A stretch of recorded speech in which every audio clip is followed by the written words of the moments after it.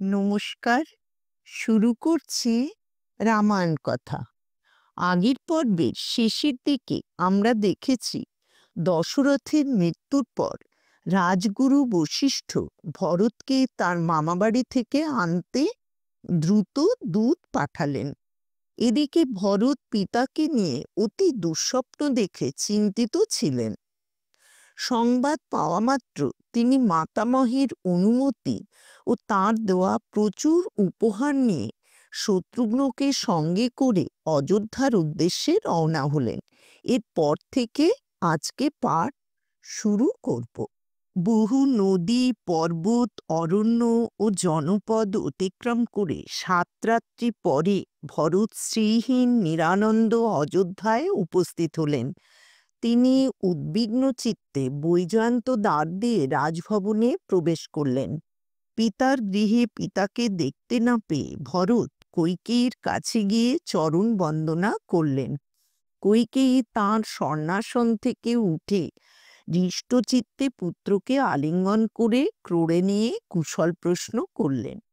মাতুলালয়ের কুশল সংবাদ জানিয়ে ভরত বললেন, মাতা, মহারাজের দূতরা এত ত্বরান্বিত হয়ে আমাকে নিয়ে এলো কেন? তোমার স্বর্ণময় পর্যঙ্ক শূন্য কেন? পিতাকে এখানে দেখছি না। তিনি কি জ্যেষ্ঠা মাতা কৌশল্যার গৃহে আছেন? সুসংবাদ দিচ্ছি মনে করে কইকেয়ী এই ঘোর অপ্রিয় বাক্য বললেন।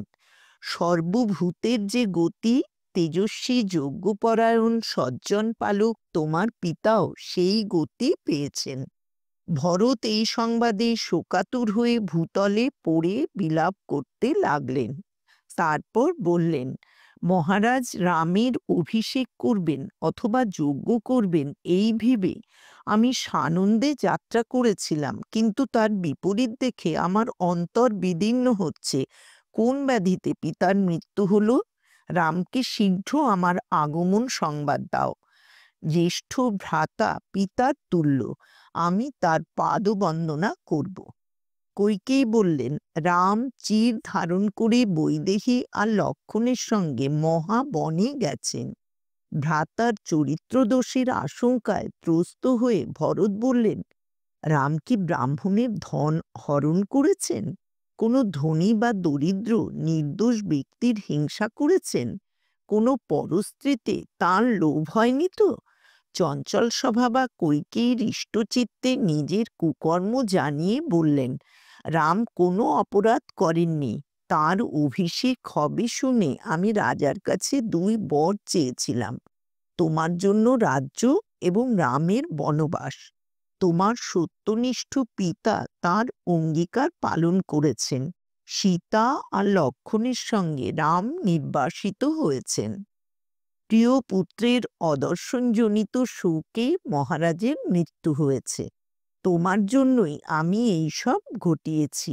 এখন তুমি শোক ত্যাগ করো, পিতার অন্ত্যেষ্টিক্রিয়া করে রাজ্যে অভিষিক্ত হও। ভরতের ক্ষোভ।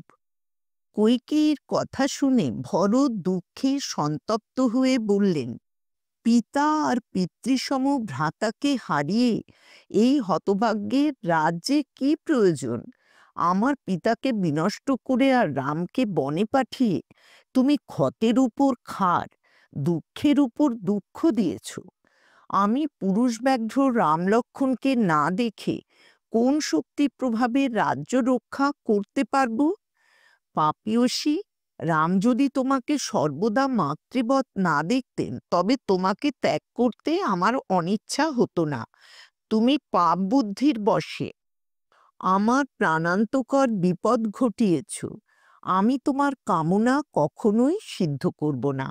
রামকে ফিরিয়ে এনে অন্তরে শান্তি লাভ করে সেই তেজস্বীর দাস হয়ে থাকব। নৃশংসা দুষ্টচারিণী কইকেয়ী, এই রাজ্য থেকে দূর হও। ধর্ম তোমাকে ত্যাগ করেছেন।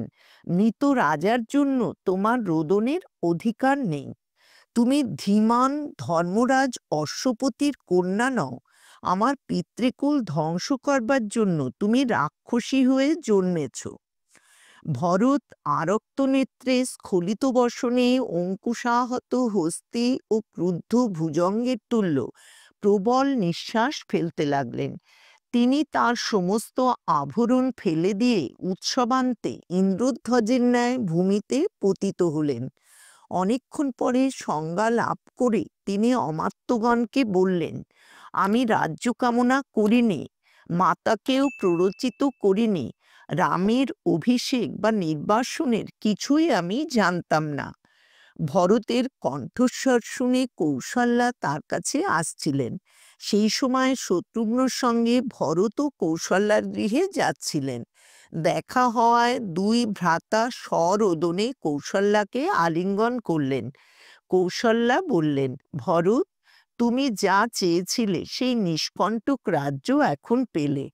আমার পুত্রকে ক্রূর উপায়ে বনে পাঠিয়ে কইকেয়ীর কি লাভ হলো? এখন আমাকে আর সুমিত্রাকেও সেখানে নিয়ে চলো।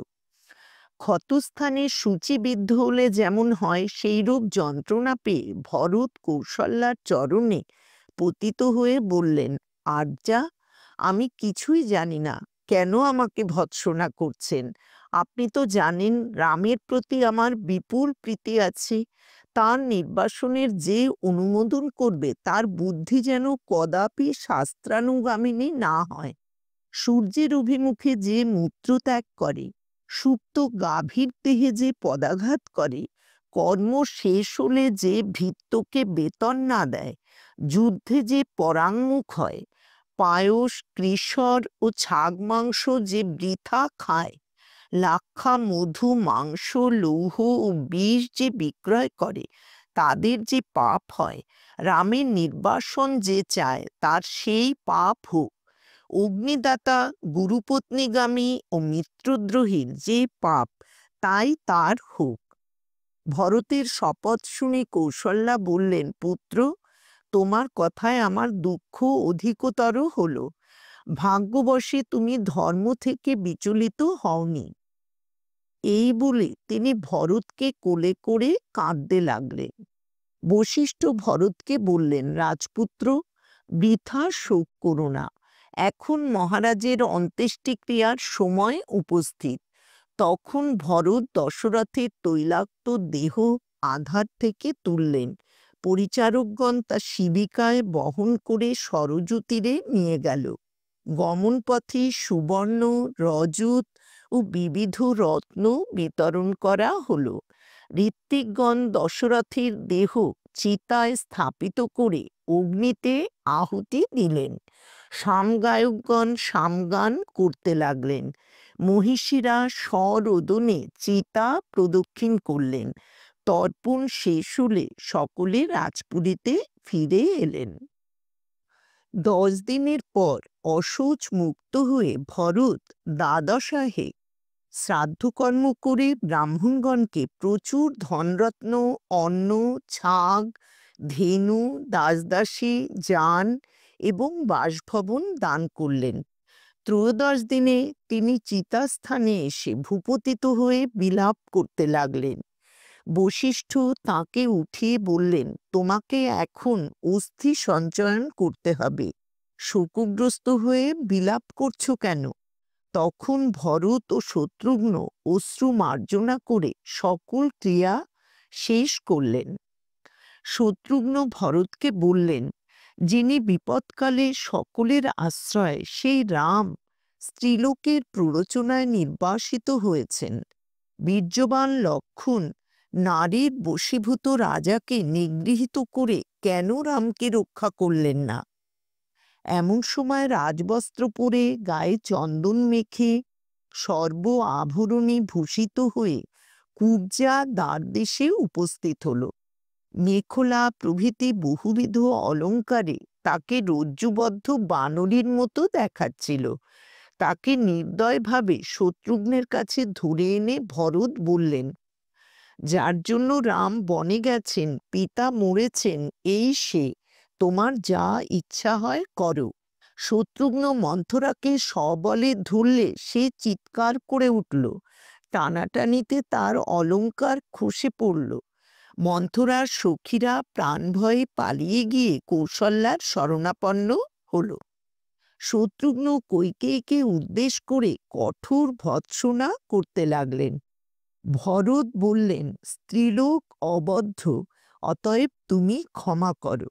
রাম যদি মাতৃঘাতক বলে আমার উপর ক্রুদ্ধ না হতেন, তবে আমি কইকেয়ীকে বধ করতাম।